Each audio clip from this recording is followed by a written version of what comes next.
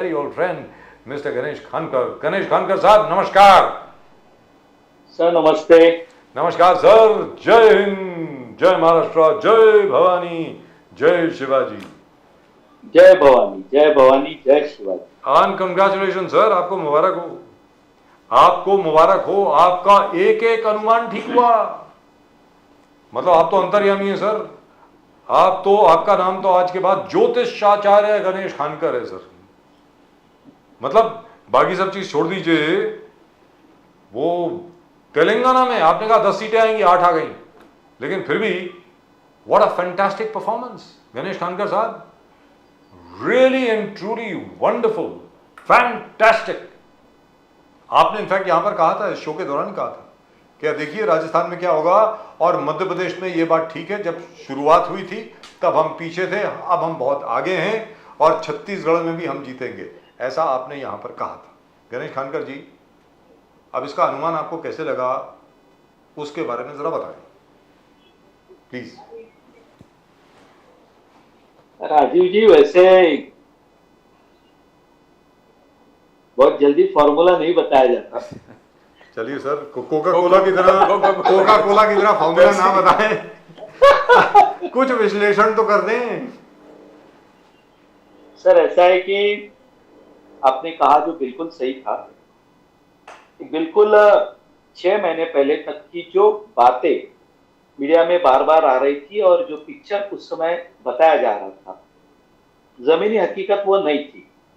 आपको याद होगा कि जिस दिन चुनाव हो रहे थे और उस दिन अशोक गहलोत जी की बॉडी लैंग्वेज क्या थी, और चुनाव के बाद में जो इंटरव्यू हुआ उसमें अशोक गहलोत जी की एक स्टेटमेंट है, यदि धर्म का कार्ड भारतीय जनता पार्टी का चल गया तो मुश्किल है, वरना मेरी सरकार फिर से आ रही है.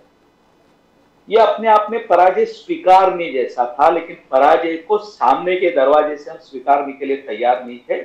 हम पीछे से बात करना चाहते थे जो अशोक गहलोत जी कर रहे थे. मध्य प्रदेश के बारे में जब आपने कहा तो मैंने आपसे कहा था कि 6 महीने पहले हमारे बहुत सारे कार्यकर्ता इस संगठन के काम के लिए मध्य प्रदेश गए थे, और मध्य प्रदेश से आने के बाद जब मेरी उनसे बात हुई और उन्होंने कुछ बातें जब वहां संगठन के बारे में बताई, वहां के माहौल के बारे में बताई, वहां पे मौजूदा विधायकों के बारे में बताई, और जब पार्टी ने निर्णय लेकर कुछ सांसदों को इस चुनाव में उतारा, तब यह पूर्ण विश्वास हो गया कि हाँ, पार्टी ने कुछ नया सोचा है, पार्टी कुछ नया करने जा रही है. और स्वाभाविक है, एक एंटी इनकम्बेंसी 5 साल में आप कितना भी अच्छा काम करेंगे तो थोड़ी तो होती है, लेकिन उस एंटी इनकम्बेंसी के ऊपर जाकर पार्टी ने इस बार चुनाव लड़ा और हम इस चुनाव में सक्सेस हो गए. आपने छत्तीसगढ़ की बात की, तो छत्तीसगढ़ के जो रूरल आबादी, जहां पर हम कह सकते हैं कि आदिवासी बहुल जहां पर परिसर था, वहां पर सरकार की योजनाएं अब जमीनी स्तर पर पहुंचना प्रारंभ हो चुका है. और मैं उसी विश्वास के आधार पर, मेरे भी कुछ पत्रकार मित्र हैं, वे वहां पर गए थे कवरेज के लिए, उन्होंने जो मुझे जमीन की हकीकत बताई कि हम जो देख रहे हैं और जो हमें महसूस हो रहा है, जो मीडिया में आ रहा है उसे छोड़कर जमीन की हकीकत कुछ अलग बयान कर रही है. उन्होंने मुझे 2-3 उदाहरण जब मैंने बताए तो मैंने उनसे 2-3 सवाल किए, और उस सवाल के उन्होंने जब जवाब दिए तब मुझे इस बात का एहसास हो गया था कि शायद छत्तीसगढ़ के बारे में जो मीडिया कह रही है वो बात सच नहीं है. शायद मैंने आपसे कहा भी था कि शायद छत्तीसगढ़ में हम पीछे भी रहेंगे तो बहुत कुछ पीछे नहीं रहेंगे, हम लगभग उनके बराबर चल रहे हैं, कुछ गणित जमा तो हमारी सरकार बनेगी. मैंने मीडिया पर ये कहा था. आपने कहा, और मैं आपको बात बता दूं कि 2-3 पत्रकारों ने ये बात कही भी थी. मराठी में भाऊ तोरसेकर जी ने भी ये बात कही थी. हालांकि मैंने उनका जो प्रेडिक्शन है वो मैंने बहुत बाद में सुना, आपके शायद चैनल पर मैं पहले बैठा था, लेकिन उन्होंने भी, मुझे याद है, ये बात कही थी. और मुझे लगता है कि उनके सोर्सेस क्या होंगे मुझे पता नहीं, लेकिन मेरी जो बात थी तो पत्रकारों के थ्रू मुझे उन्होंने जमीन की कुछ बातें बताई थी, तब ध्यान में आया. एक बात मैं आपको बता दूं, तन से जुदा यह जो विषय था जी, वह, यानी हमें छोटा लगता होगा, या सनातन धर्म के बारे में जो स्टालिन ने कहा, वो विषय हमें छोटा लगता होगा या कुछ लोगों ने उस पर चुटकी लेने की कोशिश की, लेकिन ऐसे विषयों पर कांग्रेस की चुप्पी यह कांग्रेस को भारी पड़ी, यह मैं आपको आत्मविश्वास के साथ कह रहा हूं। सर देखिए, मैनिफेस्टो हमने भी दिया था, मैनिफेस्टो कांग्रेस ने भी दिया था, लेकिन मैं आपको बता देता हूं कि इस चुनाव ने यह बातें धीरे धीरे अब स्पष्ट कर दी है कि जनता किस पर भरोसा करती है, और वह भरोसा क्यों करे, यह भी एक सवाल है ना सर। सारे लोग तो चुनाव में आश्वासन तो देते हैं, लेकिन जनता किस पे भरोसा करे, अब ये जनता ने तय कर लिया है, और मुझे लगता है ये उसका दिशा दर्शक है।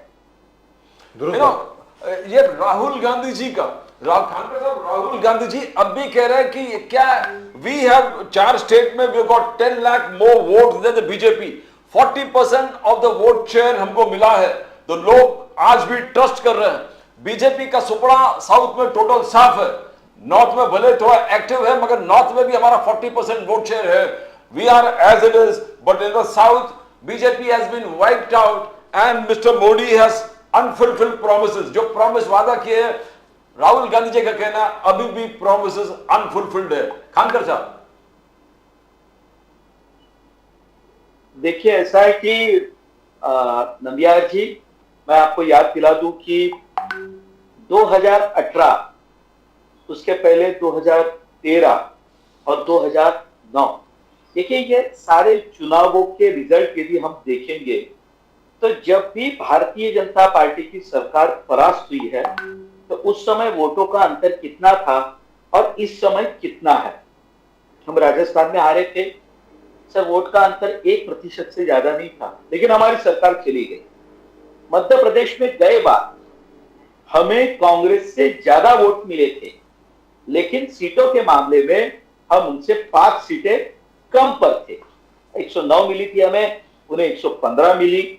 हम 5 सीट से उनसे पीछे, 5-6 सीट से हम उनसे पीछे चले गए, जबकि वोट हमें उनसे ज्यादा मिले थे।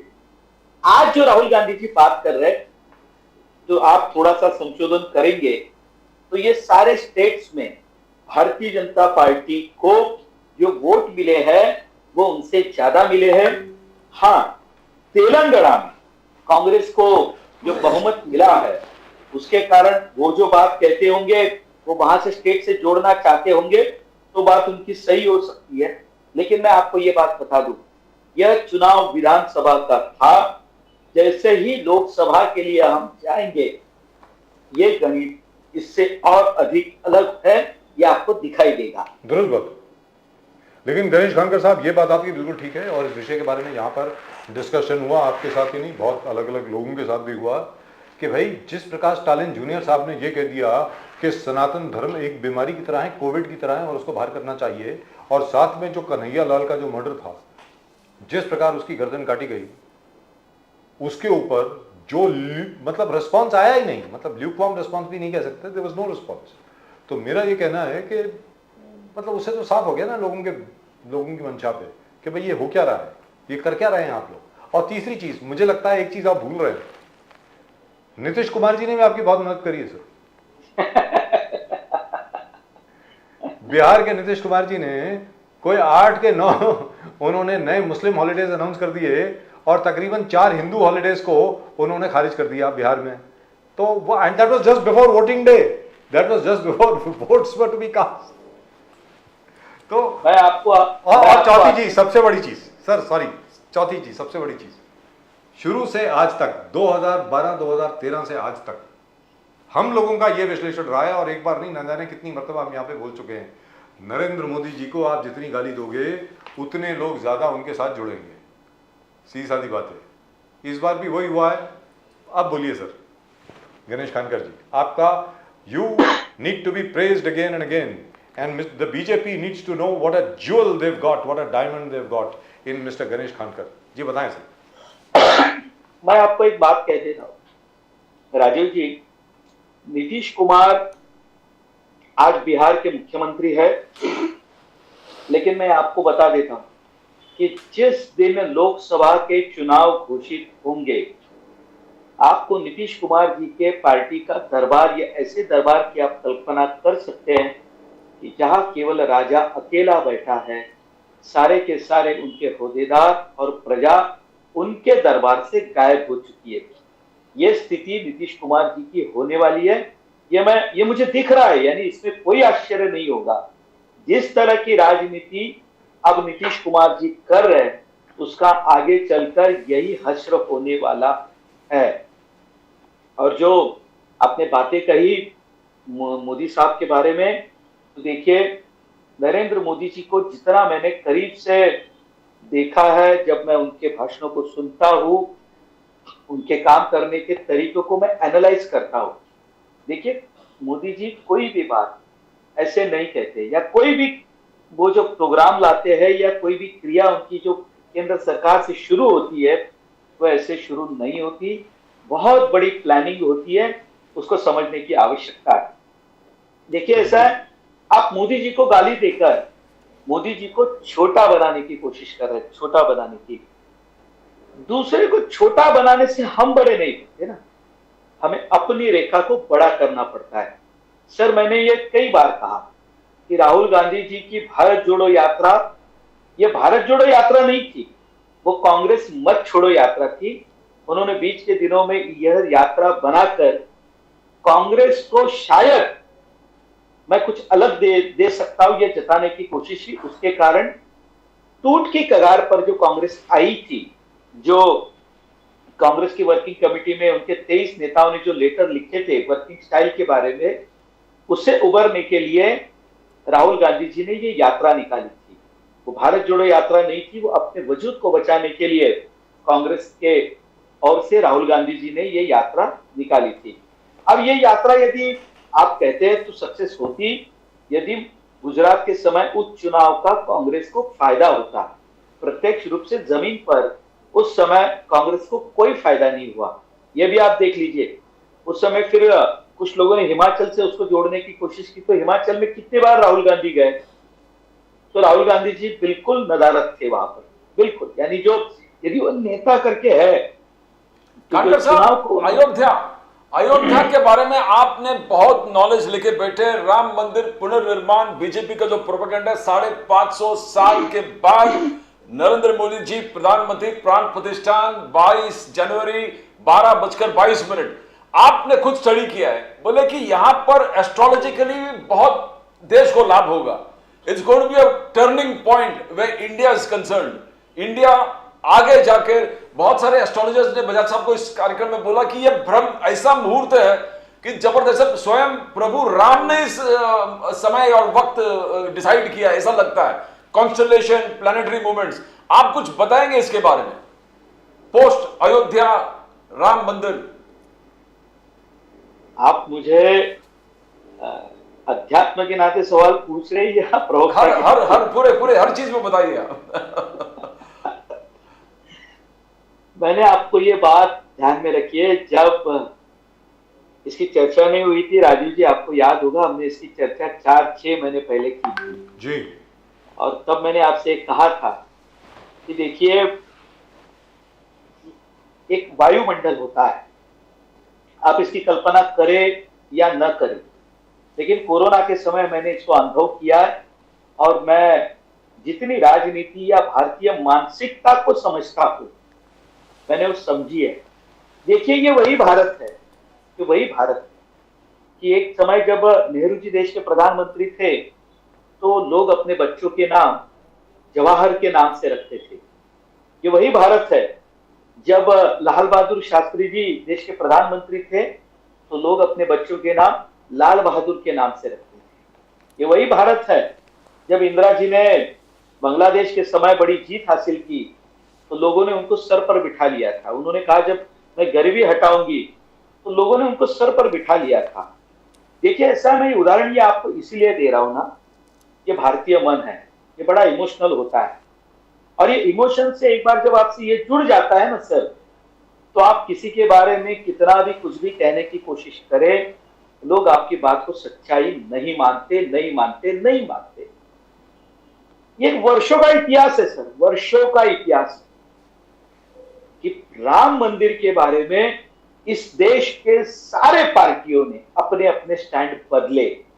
सबसे पहले शाहबानो की केस में जब सुप्रीम कोर्ट ने जजमेंट देने के बाद में जो राजीव गांधी जी ने अपना डिसीजन चेंज किया, उसके बाद में जो देश में हालात बने, वो 4 साल में जो कांग्रेस पार्टी 418 सीट जीत कर आई थी, वो 4.5-5 साल के बाद में सत्ता से बेदखल हो गई। अब याद कीजिए, यानी 1992 में जब ये ढांचा टूटा, उसके बाद में देश भर में जिस तरह का वातावरण बना, पार्टियों के बात करने के ढंग बदले, यानी हिंदुत्व के बारे में जो बात करेगा, मानो इस देश में वो सबसे बड़ा अपराधी है, इस तरह की लोग बातें करना प्रारंभ कर दिए थे।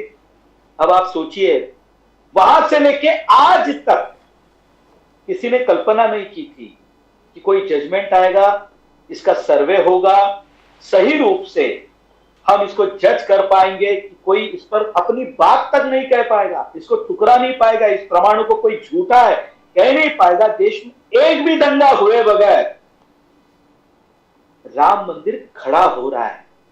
जो हमने कहा था वो हमने करके दिखाया। मैंने आपको जवाहरलाल नेहरू जी से उदाहरण इसलिए बताया, ये भारतीय मानसिकता है साहब। इस देश में पूरी तरह से पॉजिटिविटी आएगी, पूरी तरह से पॉजिटिविटी आएगी। हर कोई व्यक्ति इस क्षण को जिंदा रहकर देखना चाहता है साहब। वो जो क्षण होगा ना, वो वर्षों के इतिहास को बदलने वाला क्षण होगा। जब ये पूरे वायुमंडल में इस तरह का अभिमान का क्षण आता है, तो हर व्यक्ति अपने आप को उस अनुभव से जोड़ना चाहता है। और जो व्यक्ति इतने सालों तक, यानी मुझे आज उनके बारे में टीका टिप्पणी बहुत ज्यादा करना अच्छा भी नहीं लग रहा है, जिस तरह की भाषा का प्रयोग किया गया साहब, मुझे बुरा उस बात का लगता है कि जब श्री राम मंदिर के लिए निधि इकट्ठा करने की बात आई, तो जो लोग वर्षों तक हिंदुत्व के नाम पे हमारे साथ रहे, उनकी क्या भाषा थी, उन्होंने किस तरह के अग्रलेख लिखे, संजय राउत ने क्या क्या भाषा कही, उद्धव ठाकरे जी के क्या स्टेटमेंट आए, सर यार चूकता था। अरे ठीक है, राजनीति में हम एक साथ नहीं है, लेकिन कभी तो आप हमारे साथ थे, कभी तो आप हमारे साथ थे।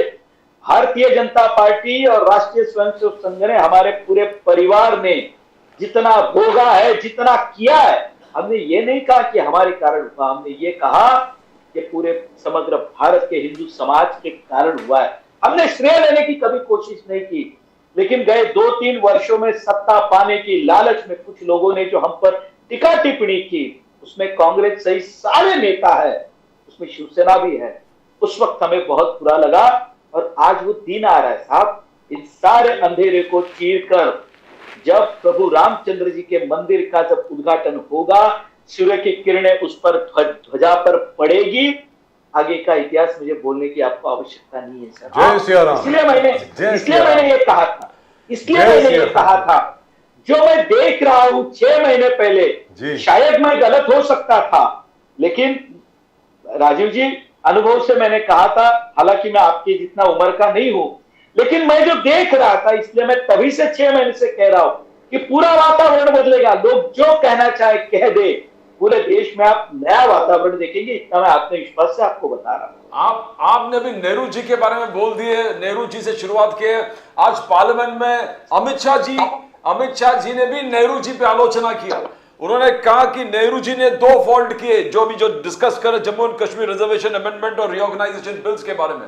2 गलतियां, सीज फायर 3 दिन और लेट करते तो पाकिस्तान ऑक्युपाइड कश्मीर हमारे पास होता, और दूसरा यूनाइटेड नेशंस में चले जाना।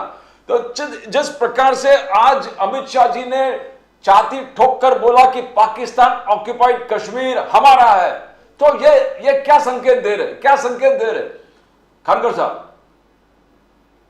नंबियार जी, मैं आपसे फिर से कहूंगा कि आप याद कीजिए, मैंने आप ही के शो में यह कहा था कि भारत के संसद में जो वहां अखंड भारत की नक्शा के प्रतिमा लगी है, सर वो बहुत कुछ बता रही है।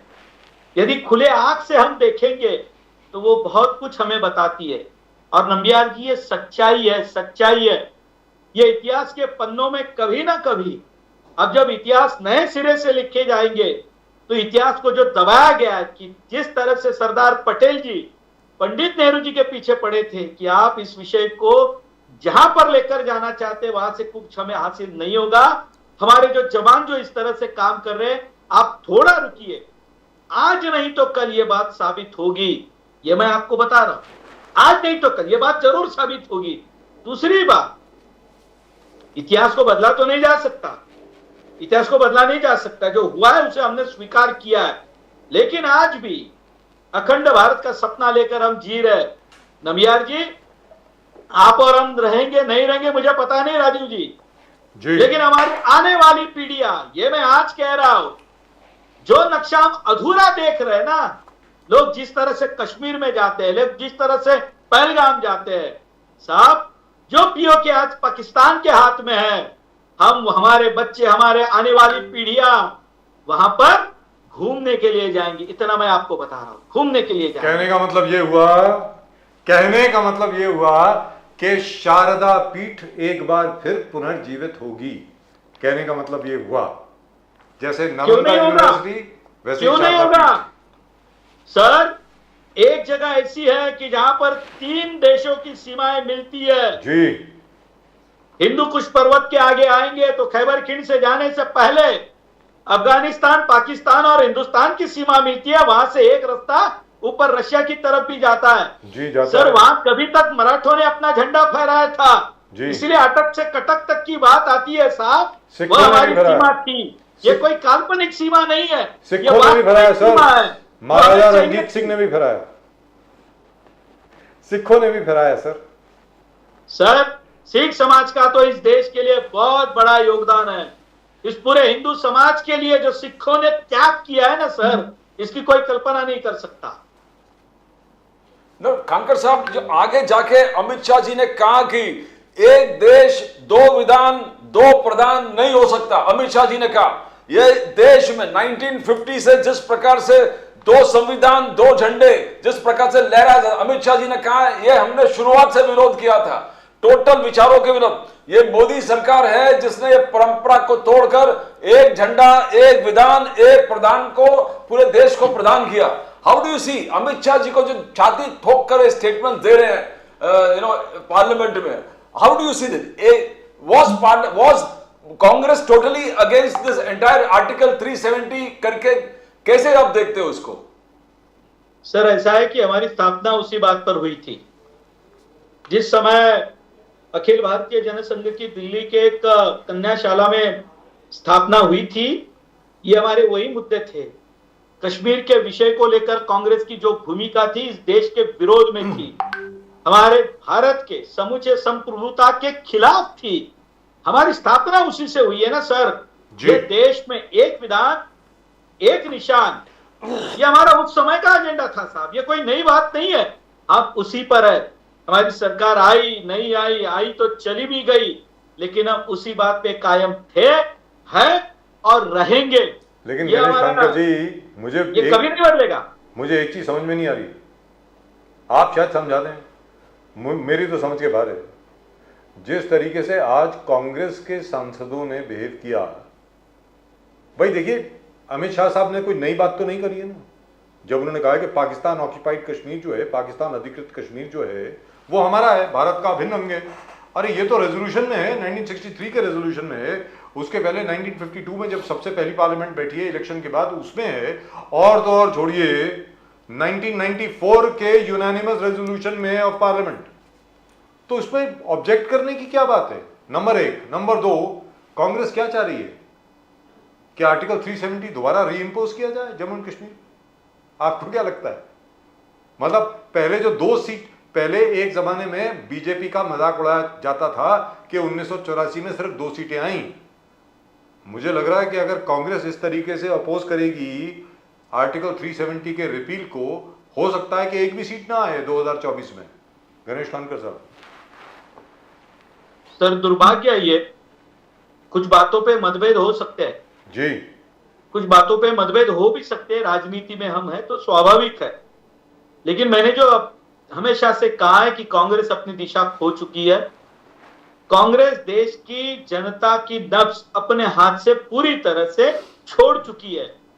देखिए, राजनीतिक मुद्दों को लेकर लड़ाई करनी पड़ती है और किसी को गाली देने से, किसी को कमजोर बताने से और किसी को कम देखने से आप बड़े नहीं होते हैं। देखिए, कश्मीर के विषय पर कांग्रेस ने जो इतने साल गलती की, ये वापस उसी गलती को, और मैं आज बता रहा हूं सर, गलती से भी कांग्रेस सत्ता में आई तो पहली गलती जो करेगी वो धारा 370 को फिर से लाएगी। ये मैं आज आपको बता रहा हूं। बहुत सारी चीजों को इस देश ने, पूरा देश सड़क पे आ जाएगा सर, पूरा देश सड़क पे आ जाएगा, इंक्लूडिंग मी। ये भी बता दूं आपको। क्या बात कर रहे हो? अरे क्या है सर? कांग्रेस को कहां पड़ी है सर? 300 धारा 370 पर कांग्रेस की जो भूमिका है जी, वो हमने संसद में देखी ना। अमित शाह जी को कहना पड़ा कि आप क्या बात कर रहे हो, देश के लिए जान भी देंगे हम, आप क्या बात कर रहे हो? ये वही संसद है। अधीर रंजन चौधरी से लेके कांग्रेस के नेताओं के भाषण सुनिए सर, कांग्रेस की भूमिका आप देखेंगे तो देश का दुर्भाग्य है। ये मैंने आपसे कहा था कि कांग्रेस का कोई नेता बताए जो संसद में इस चीज पर बहस करे। एक घंटा राहुल गांधी, सोनिया गांधी, कौन भाषण करेगा? कौन देश के सामने कांग्रेस की भूमिका रखेगा? अधीर रंजन चौधरी? वे अपनी बातों को समझ नहीं पाते। प्रधानमंत्री जी ने मौका देने के बाद उन्होंने ऐसी बात कही कि जिस पर शर्म आती है। कौन कहेगा कांग्रेस की भूमिका को, लोगों के सामने रखेगा कौन?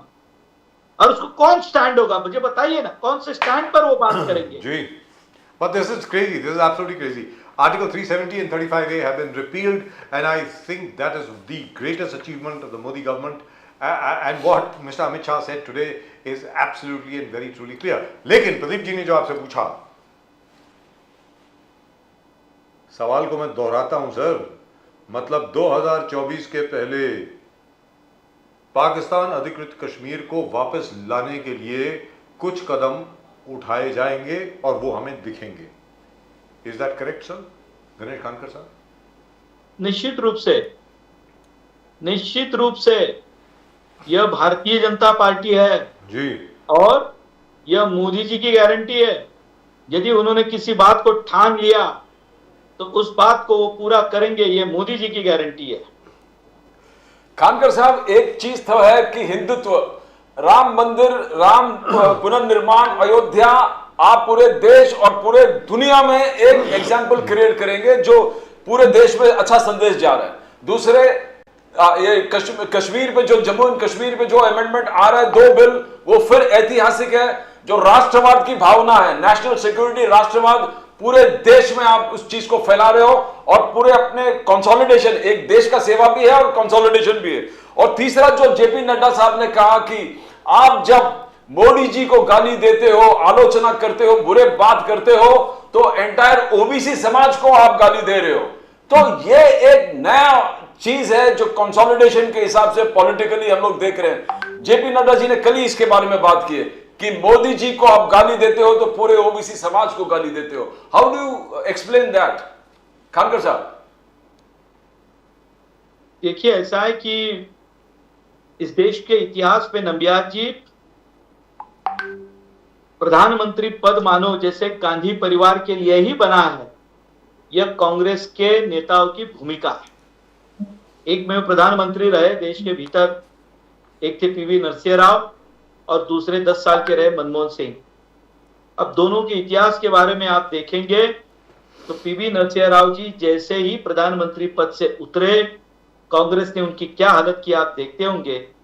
और जब भी मनमोहन सिंह जी प्रधानमंत्री थे तो अलग से एक नया पावर सेंटर बनाया गया जो सलाहकार के रूप में काम कर रहा था, लेकिन कोई भी डिसीजन उनसे लिए बगैर हमारे accidental prime minister Manmohan Singh ji नहीं कर पा रहे थे। यानी प्रधानमंत्री जी ने किया हुआ निर्णय कांग्रेस पार्टी के नेता राहुल गांधी प्रेस कॉन्फ्रेंस से लोगों के सामने फाड़ते हैं। सर, इसका आप क्या अर्थ निकालेंगे? इसका क्या मीनिंग है? ये सत्ता की मस्ती थी और इसीलिए उन्हें नहीं भाते मोदी जी। वो जिस तरह के भाषा का प्रयोग करते हैं, ये नहीं उनको हजम हो रहा। स्वाभाविक है, जो नड्डा जी ने जो कहा वो बिल्कुल सही कहा। वो हजम नहीं कर पा रहे कि कोई दूसरा व्यक्ति देश के प्रधानमंत्री पद पर बैठा हो जिसे दुनिया अपना नेता मानने के लिए तैयार हो। ये कांग्रेस पार्टी इतने जल्दी डाइजेस्ट नहीं कर पाएगी साहब। इतना जल्दी सर 10 साल होने को आ रहे हैं और कितनी देर लगेगी डाइजेस्ट होने में? क्या हो गया सर? मतलब क्या है, everybody suffering from indigestion in the Congress? मतलब व्हाट इज गोइंग ऑन? सीधी बात है, because I don't understand. My point is, my reason for asking this question is because Congress is a very old party. Sir, it started in 1885. 1885 में शुरू हुई है party sir. मतलब अभी कितने साल हो गए उसको? 138 साल हो गए. It's such an old party. Why? What is the matter with them? मुझे तो ये समझ में नहीं आ रहा है.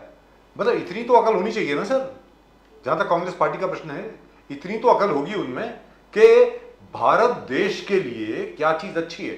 क्योंकि गणेश खानकर जी, जैसे आपने कहा, विचारधारा में मतभेद हो सकते हैं, विचारों के मतभेद हो सकते हैं, आइडियोलॉजी के मतभेद हो सकते हैं, स्पेशल सर्कमस्टांसेस में मतभेद हो सकते हैं, लेकिन जहां तक देश का प्रश्न है, देश के हित का जहां तक प्रश्न है, वहां पर तो कोई मतभेद नहीं होना चाहिए ना सर. तो article 370 was a temporary article. Everybody knows why it was brought, because there was no other choice at that time. At least that's what we were taught to believe. Now it has been repealed. Now the entire territory of India is inextricably part of India. अब इसके ऊपर कोई objection क्यों ले सकता है sir? ये बताएं गणेश खानकर साहब. नहीं, मैंने आपको राजीव जी कहा ना, ये देखिए, ये भारतीय जनसंघ की पहले दिन से जो भूमिका थी, वह यदि हम मान ले तो ये सबसे बड़ी पराजय होगी कांग्रेस की, सबसे बड़ा. और उतना बड़ा दिल उनके पास नहीं है, उनके पास नहीं है. देखिए, ऐसा है कि जब तथ्यों के आधार पर चर्चा होती है, तथ्यों के आधार पर बातचीत होती है, बहस होती है, तो कभी कभी नए तथ्य जब सामने आते हैं राजीव जी, तो उन्हें स्वीकारना पड़ता है जी. और दूसरी बात, मैंने ये कहा ना सर, ये तथ्यों के आधार पर संसद में कौन बहस करेगा कांग्रेस की ओर से? पढ़े लिखे लोग हैं सर वहां पे. जयराम रमेश साहब हैं, अपने क्या नाम है उनका, शशि थरूर साहब हैं, ऐसे सब लोग हैं वहां पे. मतलब नहीं बात कर जयराम जी तो बहुत बोलते हैं. मतलब देखिए, मनीष तिवारी साहब हैं, आज भी बोले हो मनीष तिवारी साहब. कोई टेक्निकल राजीव जी, रेस किया. राजीव जी, लेकिन मुझे बताइए, ये सारे लोग क्या अपनी भूमिका रख पाएंगे जब इनका नेतृत्व ही दिशाहीन हो चुका है? ये कौन सी भूमिका रखेंगे, मुझे बताइए ना सर, कौन सी भूमिका रखेंगे? जिस धारा 370 के कारण इतने दिन, इतने वर्षों तक कश्मीर में हम सुधार नहीं ला पाए, कश्मीर को देश से नहीं जोड़ पाए, हम उसी को तो हटाने के लिए कह रहे हैं. हम कोई और तो नहीं बात कर रहे हैं ना सर. लेकिन हाँ ठीक है, ये उस समय हमने किया, अब इसके हम साथ में हैं, ये कहने के लिए दिल बड़ा होना चाहिए. वो कांग्रेस पार्टी के पास नहीं है sir. It's not possible sir. 30 साल के बाद सिनेमा घर पहली बार, यानी मल्टीप्लेक्स कश्मीर में खुले हैं सर. पहली बार हुआ है 30 साल के बाद. और देर रेस्टोरेंट्स खुले हैं सर. 1:30 बजे तक लोग अपने घर के बाहर रहते हैं, रेस्टोरेंट्स में रहते हैं, मॉल्स में रहते हैं. ऐसा लगता है मुंबई है, श्रीनगर नहीं है. और तो और छोड़िए, मतलब क्या है, अब भाई वो दिख नहीं रहा है क्या लोगों को? खैर छोड़िए, उनके आगे जो उनकी मर्जी, क्या कर सकते हैं सर. तो गणेश खानकर साहब, कहने का मतलब ये हुआ कि 2024 का जो रास्ता है वो बिल्कुल साफ है. पहले हम लोग यहाँ पे अनुमान लगा के बैठे थे कि 350 सीटें आ गई बीजेपी की. अब बोलो अब कितनी आएंगी गणेश खानकर साहब 2024 में? साहब, ये जैसे जैसे 22 जनवरी नजदीक आएगी सर जी, हम उससे आगे और बढ़ते जाएंगे. क्या बात. तो मतलब 419 का जो आंकड़ा है वो आप ब्रेक करेंगे. राजीव गांधी के नेतृत्व में 1984 में इंदिरा जी की हत्या के बाद जो कांग्रेस को सीटें मिली थी, लगता है बीजेपी शायद उनसे ज्यादा आगे जाए. कहने का मतलब ये हुआ. देखिए, देश का मतदाता ही आखिर में राजा होता है. वो जो तय करे वो तय करे, जो तय करे सो तय करे. But we owe you a coffee. आपको यहाँ पर आकर के चाय या कॉफी जरूर पीनी है हमारे साथ. आप ऑफिस आइए. We would love to honour you. You were absolutely right. Let me say it again. Mr. Ganesh Khankar was the only person who predicted this election result exactly the way it has happened. And for that, congratulations to you, sir. Really and truly wonderful. I hope the BJP realizes. मैं उम्मीद करता हूँ कि Bharatiya Janata party का जो नेतृत्व है उनको ये मालूम होना चाहिए कि कैसा हीरा उनके पास है, उस हीरे का नाम है गणेश खानकर। मैं उम्मीद करता हूँ। Thank you sir. हर हर महादेव, हर हर महादेव, जय हर श्री हर राम, महादेव, जय श्री हर राम, हर महादेव। हर हर महादेव। जय Shri Ram. Thank you sir, thank you very Thank much, you, great sir. Pleasure as always talking to you sir, wonderful. And that was nice, that was really nice, and Ganesh Khankar actually predicted it right over here. Ganesh Khankar साहब ने He is with you. यहाँ पर बिल्कुल साफ तरीके से कहा यही होने वाला है। Exactly, sir. Exactly. And you said that he is better astrologer. Yes, He's more a good astrologer. than all astrologers. Yes. Sir Rajasthan में इन्होंने कहा था कांटे की टक्कर है, Exactly. और एक्चुअली अगर देखा जाए, ठीक है, नंबर ऑफ सीट्स में बीजेपी बहुत आगे है, लेकिन 39.3%, by the way, Nasir was right yesterday, Nasir Hussain साहब was right, 39.5% या 39.3% कांग्रेस का वोट शेयर है और 40% बीजेपी का है। सिर्फ 1% का फर्क है sir, only 1% in Rajasthan. But look at the number of seats, अरे बाप रे, जबरदस्त। और मध्य प्रदेश में 8% का फर्क है और छत्तीसगढ़ में 4% का। So may be the Congress still has a chance, one never knows, if they work together. But if they insist on putting back Article 370, I think Congress will be wiped out. That is my opinion. Congress को एक seat भी नहीं आएगी साहब। अगर कांग्रेस ये कहती है कि आर्टिकल 370 जो रिपील हुआ है उसको वापस लाया जाए, तो जयराम जी की सर हर वो क्या है, राम नाम सत्य है आपका। फिर उसके बाद सर ये मैं अभी भी मुझे कुछ दिख नहीं रहा है। Where are the chances? Yes. Hindutva Ayodhya movement एक जबरदस्त एक इम्पैक्ट होगा पूरे देश और पूरी दुनिया में। नंबर 2, जिस प्रकार से श्रीनगर का JNK बिल्स लेके आ रहे हैं, 2 नेशनल सिक्योरिटी राष्ट्रवाद को एकदम परफेक्टली कंपाउंड कर रहा है।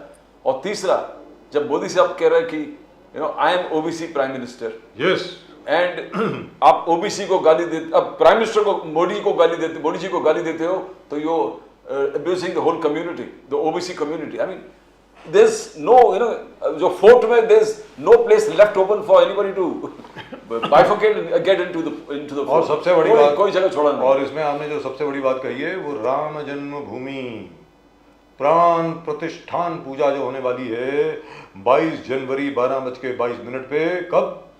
2024 में। उसके बाद क्या करोगे भाई? उसके बाद क्या है क्या आपके पास? देखते हैं, चलिए। But all the best to everybody. We would like a good competition, good contest between everybody, but we respect the fact that the BJP actually was able to repeal Article 370 and 35A way back in 2019, and congratulations to them. This is something which no other government was able to do. They have done it. They've actually been able to build the Ram Janmabhoomi temple where no other government was able to do it. They have done it, and that I think is a great enough achievement. आगे POK के बारे में क्या करते हैं, पाकिस्तान अधिकृत कश्मीर के बारे में क्या करते हैं, क्या नहीं करते हैं, वो आगे देखने को मिलेगा. After all, strategies are not discussed in television studios. Right? That's just about it as far as tonight's show is concerned. We do have some responses which have come. Meanwhile, do subscribe to the channel. आप channel को subscribe करें अगर आपने अभी तक नहीं किया है, लाइक करें, शेयर करें अगर आप असल में लाइक करते हैं तो, बट डू रिस्पॉन्ड, ज़रूर कमेंट अपने ज़रूर भेजें. I would love to read out your comments. I love reading out your comments right here, and so does Pradeep ji. Can we have some responses? ज़रा देखें क्या comments आए sir.